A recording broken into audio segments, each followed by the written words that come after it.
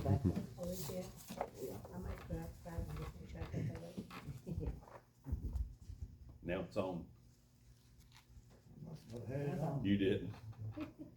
It's- But I could hear you. I could too.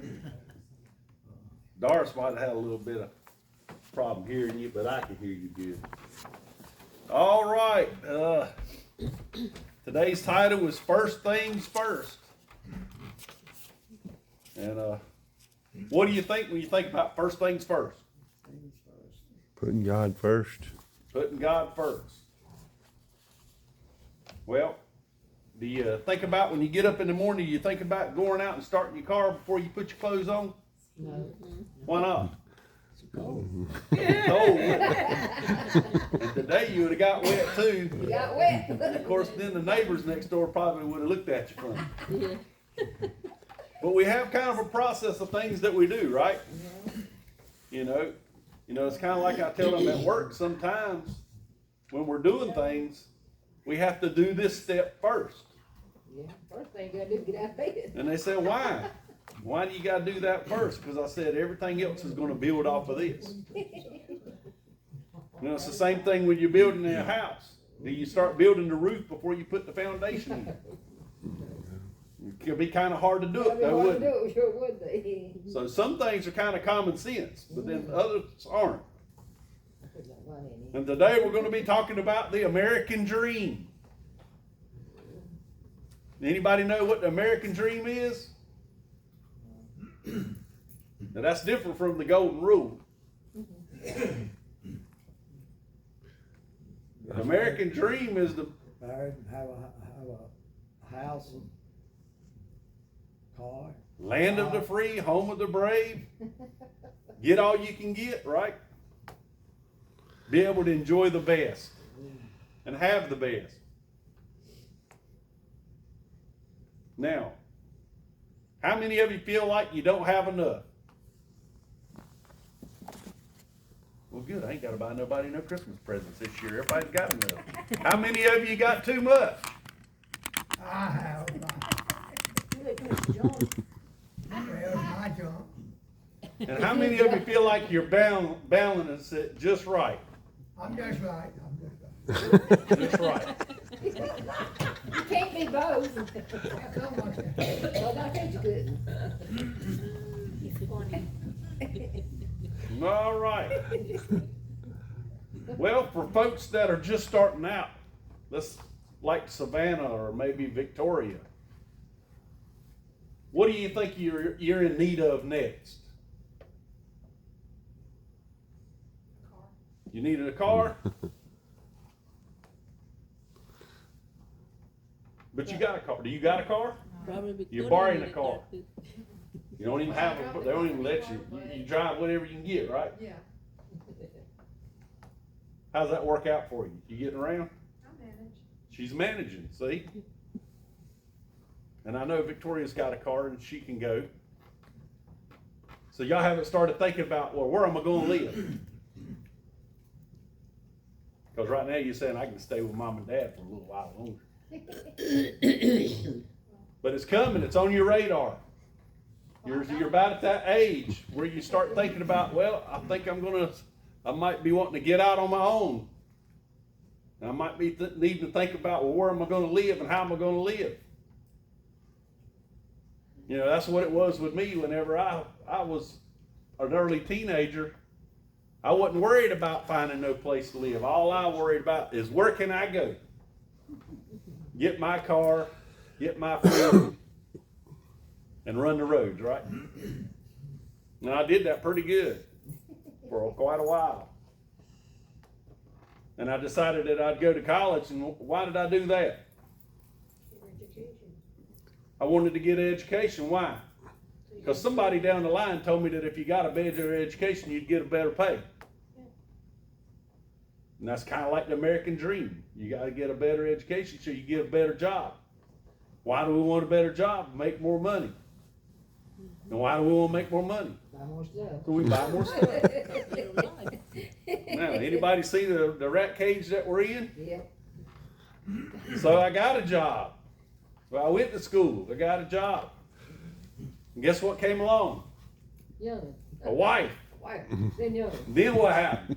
Then young. So now I went from not worried about where am I gonna live to, okay, where am I gonna live? That's right. So when you're at an early age, most of us doesn't have a great big nest egg built up. And not many people in here is filthy rich, so we just can't say, here, youngin, here's Yeah, that's right. $400,000 go build a new house. Right. So we have to start thinking about, okay, I gotta work, I gotta save, what kind of budget? Here's the word, the budget. What is our budget? Now, once again, depends on where you work, right? On how much of a budget you have. Yeah.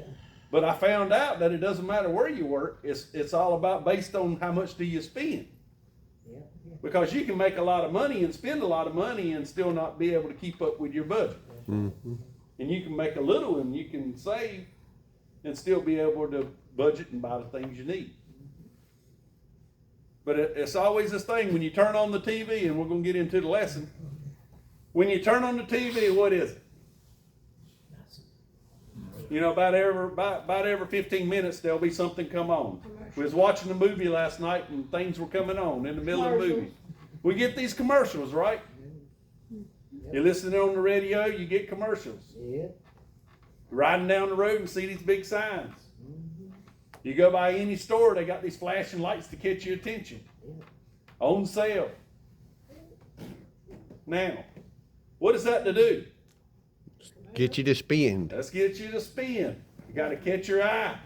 Pay for the TV. Oh, but you got to keep up with the Joneses, don't you? Or the Smiths or the Johnsons. Or the Right? Ritters since we're here. You know what I'm saying? We got all those people here in this church. Think about it.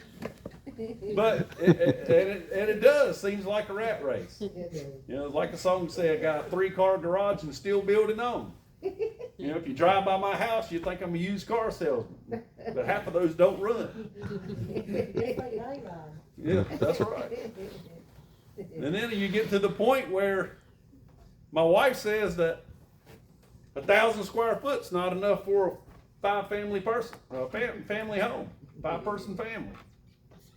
So then you start thinking, well, I need another house. Then you start trying to budget for it. And guess what happens when you start budgeting for something? Something comes up. Never fails, something breaks, something happens.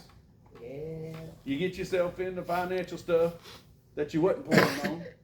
Yeah. And why? Because somebody's done put out that cheese and got you hooked, right? Mm-hmm.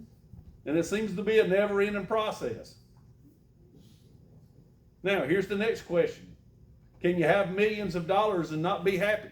Yeah. And we see that in society, don't we? Because I remember when I was a teenager and I was working during the summer and my dad asked me how much I was making. And when I told him, he says, you're making more money than I am. And I was like, oh, well, you know. And then as I've worked, I remember when I started working for the company that I work for. And I started at $6.25 an hour. And that was in 1993. If you was to tell somebody that you was going to start them out at $6 and let's just say $7 an hour, what would they tell you now? No, thank you. You can have this job. I can sit at home and draw unemployment and make more than that. Started on $1.25. Yeah. Yeah, when y'all started, it was way low. Way low, yeah. Yeah. But then my nephew David, when he started working, I almost started him out double. Well, it was more than double than what I started out. And guess what? He still complained. Why? It's never No, enough. no, no. Because he found out what some other guys was making. Right. And they were making $1 more an hour, doing the same work. Itchy. But they've probably been there longer, right? Some of them not. And then you find out that there may be a favorites. They may be showing favoritism. The son of somebody might get more money than somebody that just walked in off the street. Then let's talk about bonus programs. What's that? Well, if you have, and this is gonna be based off my company, it's supposed to be equally distributed. You work on a job, you get it done, it's equally distributed, but it ain't equally distributed. Cause it's based on your what? It's based on your salary. Well, a white hat makes more money than a yellow hat, cause your white hat's your supervision, your yellow hat's your laborers. But, and then when the laborer finds out how much the white hat gets, then they're upset because they see it such a big, but think about it. What does the laborer do at the end of the day? He goes home. He gets in his car, he drives off, and he's forgot about it. Does he get the phone calls in the middle of the night? Hey, so-and-so, something's broke down. I need you to come in and take care of it. Do they worry about the stress? Well, they forget about all that. They just worry about working during the daytime. So there is a difference, but it's all money driven, isn't it? Why do we have 401ks and pension plans? To force us to plan, What are we planning for? to live longer. Take care of ourselves? Think about it when we go through this lesson and what they say. Because sometimes maybe we're storing up treasures. And we're thinking about being rich when we retire. I catch myself a lot of times thinking about that. I'm almost to the point now where I'm putting more money into a savings plan for when I retire than I'm actually bringing home. And it gets to a point where you start questioning, why am I putting so much? Because when can I retire? 65. 66. Oh, no, you're old. When can I retire? 67. 68 for me. Oh, really? Yeah. That was Me and Sharon's got to work till we supposedly 68. And we can retire before that. We just can't draw our maximum Social Security benefit. You can actually retire at 62. Yeah, I can retire at 62. But Okay, know, now You can retire at 55 if you got enough money to pay the medical until you can start getting health care. I've heard several guys that I work with that decided that they wanted to retire at 55. And then when they got out and they was out for about a year, they saw the money going out for health care and they realized that wasn't gonna last long, so they went back to work. But we put up things, and then I was reading, what's the average age, the life expectancy of a white male in the United States? 72? 74? It's 75. So if I work till I'm 68, how many years do I get to enjoy it? Not many. And that's if I base it on averages. You know, people die earlier, people die later. We don't never know. We're not gonna promise tomorrow. No. And then we start thinking about, okay, well, the only context I could put was my dad passed away not too long ago. What happened to all this stuff? Distributed it out. Grandkids, the kids. How much of that did he take with him? No. None. How long did he get to enjoy his retirement? Well, he did a little different because he kind of worked on past he retired, then went back to work. But think about it. How many actually healthy years do you have after you retire? Not many. So let's enjoy life as we go through it. That's what I'm trying to say. Amen. And then that's basically what the lesson's going to be talking about.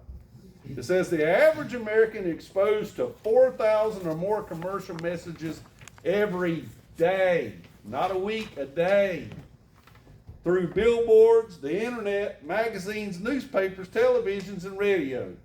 All say the same thing: you ain't got enough. Keep working harder and harder so you can acquire more and more, and then you'll be happy. And when we are buying into the lie today, many of us work 60 hours per week and have less satisfaction than we used to have when we were only working 40. As a result, we have a lot more stuff, but we are worrying more and enjoying less. How many of you feel like you're on that life cycle? I know I do. Sometimes. I feel like I work a lot. I keep working and I keep buying, and I keep putting it in that same small house that we had when we started 20, 28, 29 years ago. You know, and you hate to get rid of anything, right? But at some point you got to start getting rid of stuff or you fill up, don't you? And what do my kids call it? Huh? Clutter. That's our word for junk. It's clutter. We got clutter. And it happens. It happens. That's life. We all have it. And some things have more sentimental values than others. You know, Sharon has a picture of her grandmother and grandfather hoeing in the garden. We are not to touch the picture. Do not touch the picture. Don't move the picture. Don't look at the picture wrong if you don't want it broke. So some things have more sentimental value than others, right? And then just some things, well, it's just things that we've had. All right. It says, Jesus came to show us a better way. We are made to have God and nothing else at the center of our being. And when something else is there, whether success, influence, status, or wealth, nothing feels quite right. In his book, The Cost of Discipleship, Dietrich Bonhoeffer expressed it well. The life of discipleship can only be maintained as long as nothing is allowed to come between Christ and ourselves. This is not a moral law or a rule to be followed. It is the gospel of Christ. It says, how much would it take for you to have enough? Now that's the question. How many of you dreamed of hitting the lottery, winning it big? Yeah. Yeah, we all would love to win a couple $100 million, right? How many of you really sat down and thought how hard it would be to manage $500 million? What would you do with it? I give it away. Give it all away. You know what the problem with giving it all away is? Then you got to pay the gift tax. So now you got to be able to sit down and make sure that you give enough away and not too much away so that you can give the rest back to the government. Certain amounts you can give away. You can give away a certain amount. Wouldn't make nothing but a headache. And then it becomes a headache. Because then you're trying to jump through the hoops for the government and make sure you don't give too much away to somebody so that they don't have to pay all the taxes on it. Same thing with when your relatives die. I say it and I say it again. Make sure you have a will. Because if you don't have a will, you've got to jump through a big old thick book of steps to be able to get the stuff distributed out. You know, we actually had to sit down and take everything and put a value to it. And then we had to break it up based on value. Because all three of the kids had to have the exact same amount of value. According to the government. And then before we could disperse it and get the titles and stuff, we had to make sure that everything was paid on.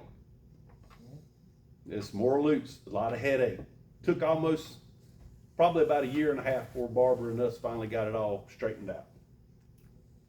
But it happens. But how much is enough? When you have $1 million in the bank, is that enough? I used to think, boy, if I ever get $1 million in the bank, I'm going to be set. And then I hear tell about people going to the hospital and one hit $500,000. How quick does it take to eat up $1 million at that rate? And then the cost of insurance. Anybody looked on those of you that are still working, have you looked on your pay stub to see how much you're paying now for insurance a month? Yeah. Or a week? Everybody, it's crazy. It's crazy how much we pay. Now think about it. What if the government took it over? You know, there's been a big thing about people saying, well, let the government take it over. And Canada does that. But what's the problem with that? They take it out of your pay. They're going to take it anyway. You're going to pay for it. Now, would you rather just pay for it, or would you rather somebody else to tell you how much it is? And just have the ability to just take whatever it is. Okay. Said, regardless of personal income, most people desire to have about 25% more than what they got. 25% more of nothing is something. There is an endless quest for that which can never satisfy. The secret to contentment is knowing when you had enough. Now, last night we had popcorn. Now, there's a funny thing about popcorn. You need to know when you had enough. My body sometimes don't have that shut-off mechanism.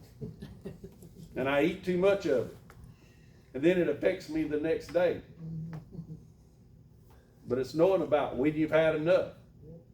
And that's in anything, ain't it? Yeah.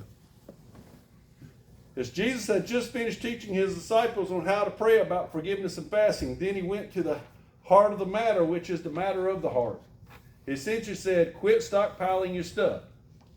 Actually, it was, do not store up for yourself treasures on earth. Why was he so adamant about it?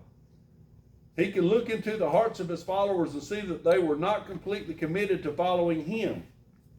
There were other things occupying their heart spaces. They were much like people today, constantly adding more things, hoping with each acquisition to be satisfied. But Jesus knew we would never be satisfied with temporal things.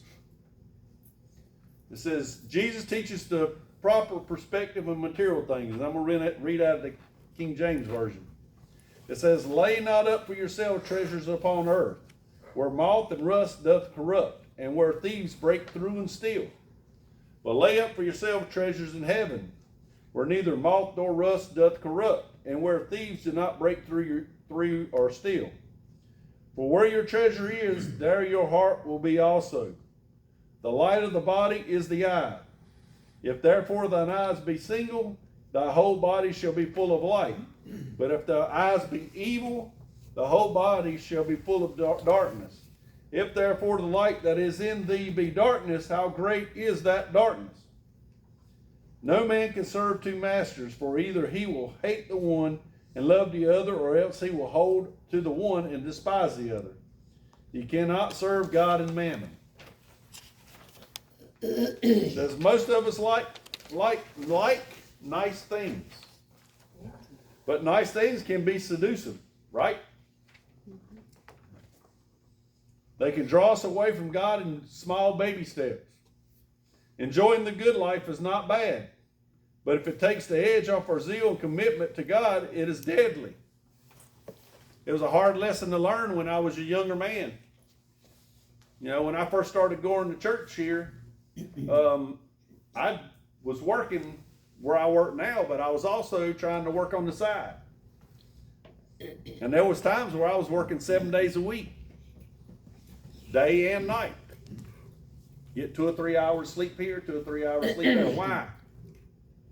Because I thought I needed more, didn't I? And I've told this before. I found out later on, after about 2 or 3 years of doing that I'd have just the same amount of money if I just worked 5 days a week. Because it always seemed like those extra days something would break and require me to spend the money that I made on it. Yeah. And then all that extra overtime, the government really liked. They like you to pay you taxes on it.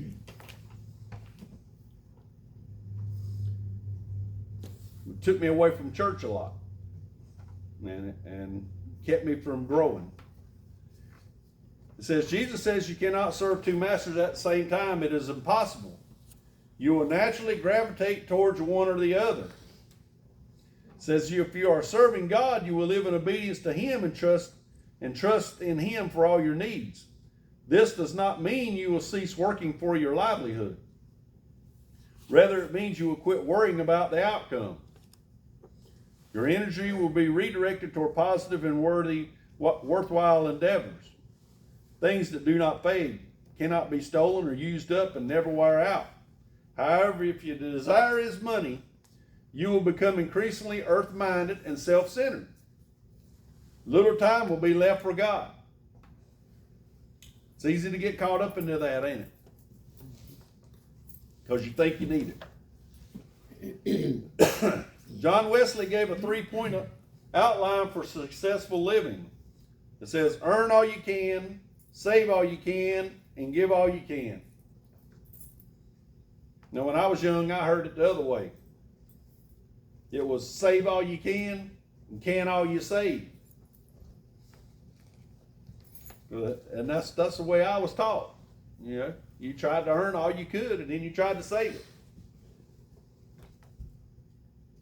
It says, live frugal so you will have more to give God and others.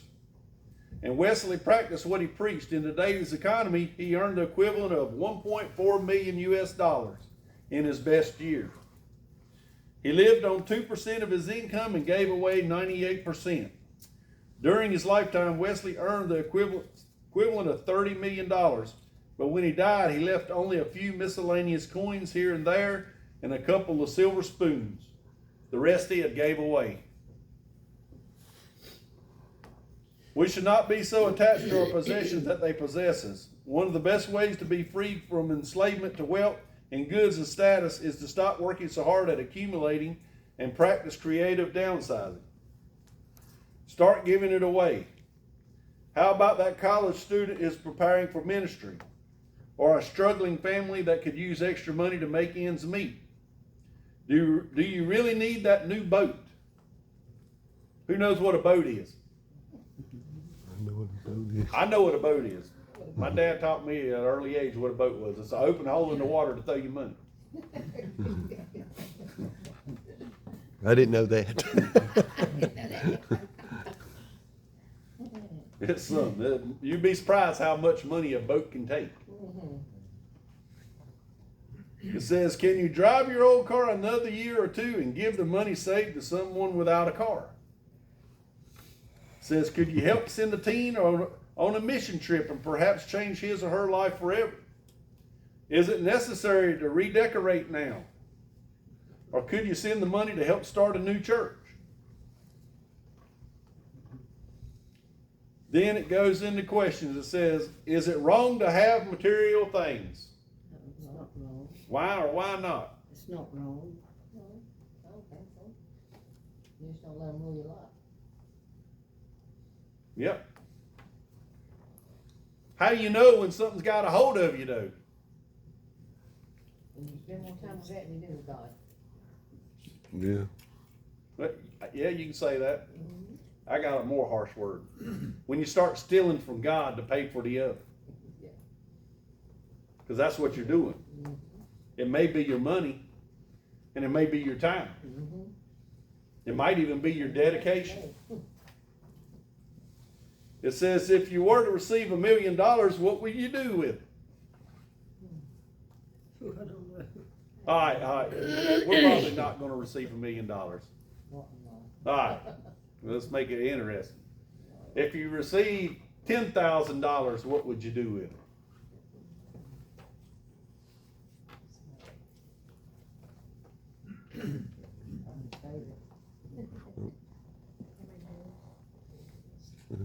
Whenever I get something like that, when I get my bonuses, sometimes I get a bonus, the first thing I start looking at is, okay, what needs to be paid? And then I start trying to say, okay, well, I can pay this, and pay this. And then whatever's left over, then that's what I get to spend on whatever it is I spend it on. Now, is that being materialistic? Sometimes. We're all guilty of it sometimes, aren't we? Mm-hmm. You know, sometimes we know that we're supposed to take and tithe 10% from what? What you make. Yeah. What you make. Not what you receive. It's supposed to be what you gross. That's right. But then you got the government taking 40, 50%. Yeah. And then the other bills that are eating it. And then eventually you start telling yourself, well, I can't afford to pay 10% off the gross. That's good.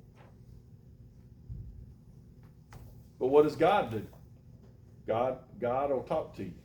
He'll say, I want you to do this. I want you to do that. And you got to be open enough to say, okay, Lord, if that's what you want me to do, that's what I'm going to do. Don't ever hold back from God, is what I'm trying to say. God tells you to do something. Do it. It's okay to question it, Yeah. but he may tell you to give the whole 10,000. Yeah. And then he might tell you to take this and go spend it on something for you. Then he might say spend something for somebody else. It says, what are some treasures that we can store up in heaven? Now we're getting to the meat of the subject. What do we consider valuable? Well, we all have family in here, right? What would we give if we could make sure and ensure that all our family made it to heaven? Everything we got. Everything we got. Love. What would we give for love? Joy. In my case, peace. What would you give for peace? You know, anytime you got 3 or 4 women in the same house, you're going to need some peace.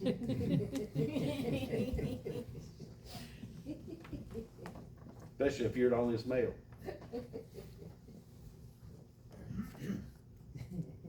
So, there's a lot of things that we want to store up in heaven. Our relationship with Christ. If I did, I need some peace, but Goodness and mercy. Our memories. As we get older, we find out that our memory ain't as good as it used to be. And some people get debilitating things that makes them lose all their memories. How bad that would be. Because we put a lot of importance in our memories, don't we? How many of you sit down ever so often and look through your pictures, your old pictures, and reminisce?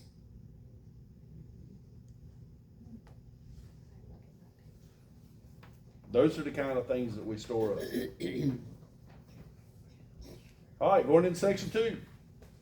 About over with time, and we're just halfway through. Jesus taught us to trust him for all of our needs.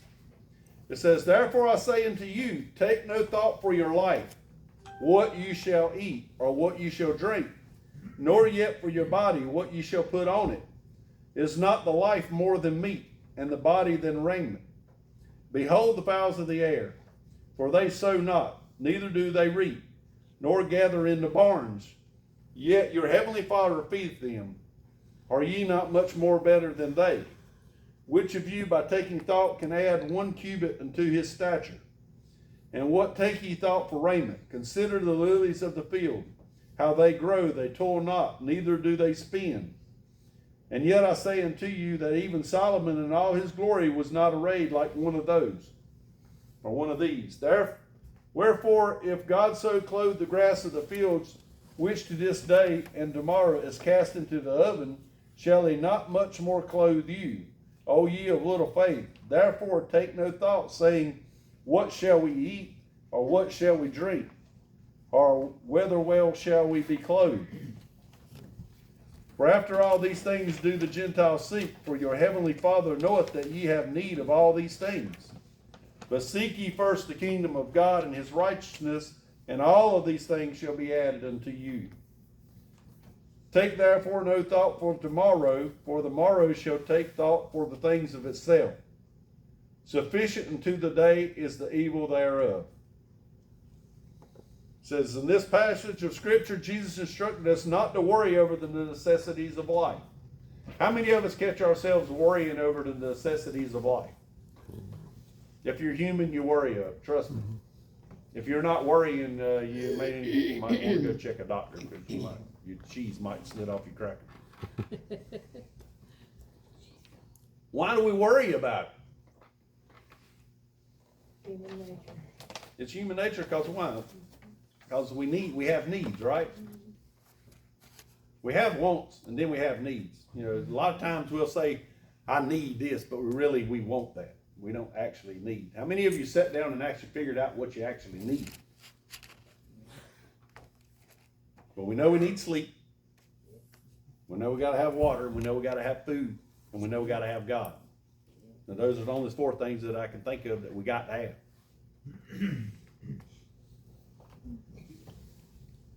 And guess what? What are 3 of those things to do?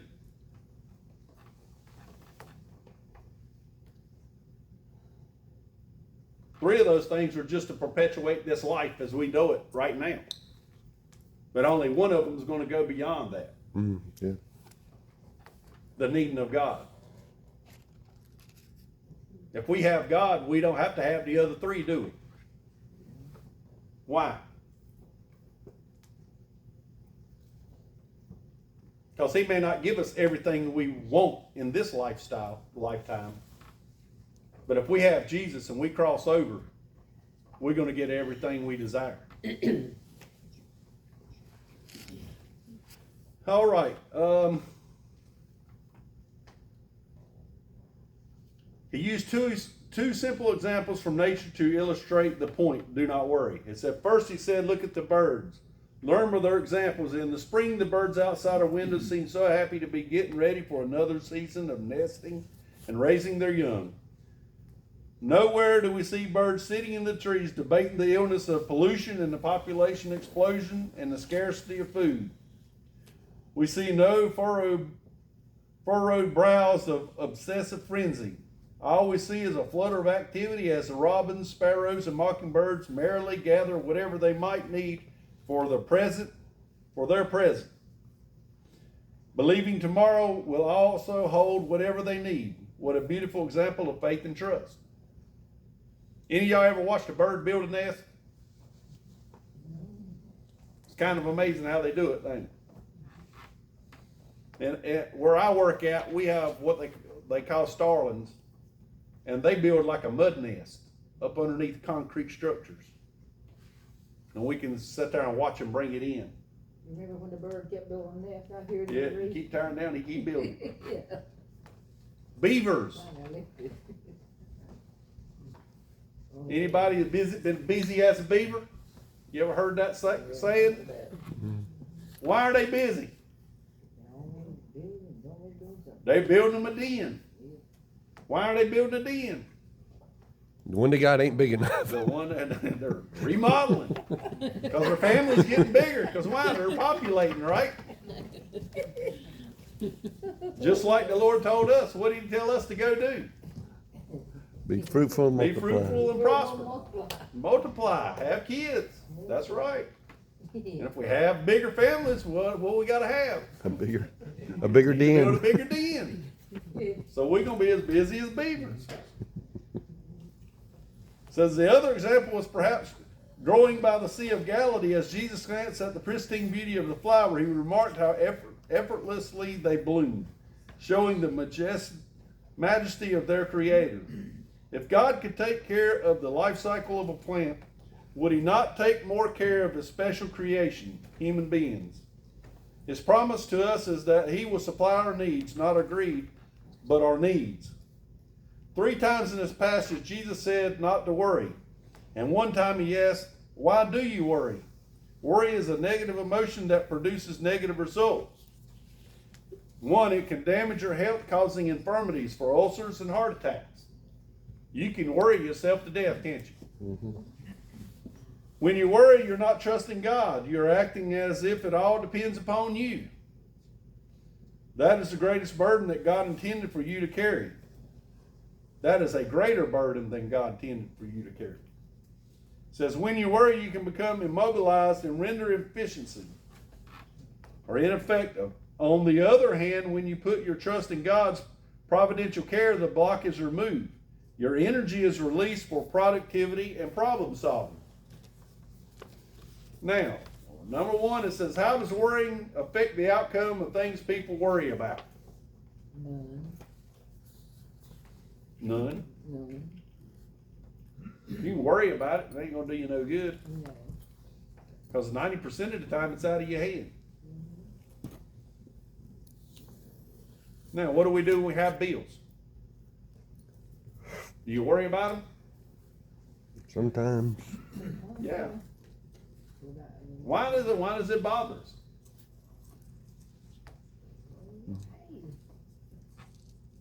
What happens when you don't have any money at all and you can't pay your bills?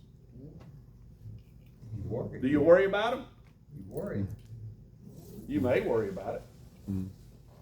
And you may come to realization, well, I have not got anything. I've got what I got.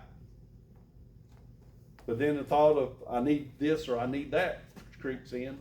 And then you start trying to make up a way that you can get those things, right? It says, using kingdom principles, how should your life be prioritized? What would be first, second, and third?